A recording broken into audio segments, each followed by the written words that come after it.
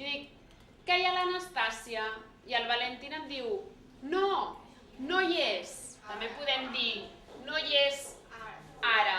Es tracta d'una classe de català de primer nivell per a alumnes immigrants. Avui la lliçó és fórmules per contestar al telèfon. Aquests alumnes porten menys d'un mes a les classes.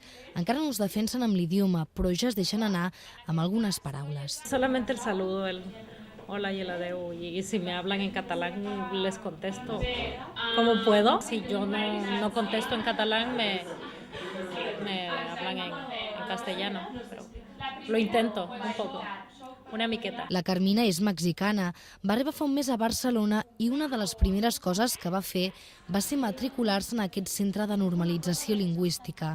Per ella, aprendre català és un pas fonamental per la seva integració. Creo que se me facilitaría más hablar con las personas, como comunicarme, expresarme. Saber otro idioma también es interesante. Entre el 10 i el 15% dels immigrants empadronats a Barcelona estudien català, uns 29.000 alumnes. El més sorprenent és el ritme de creixement.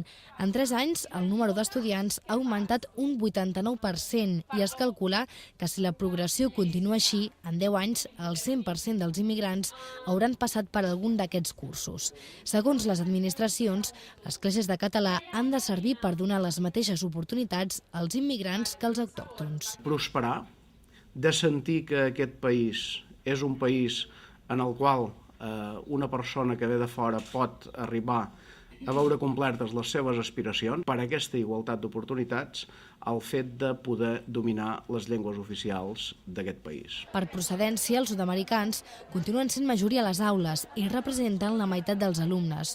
Però això sí, el número d'estudiants xinesos és el que més ha crescut i s'ha doblat en un any.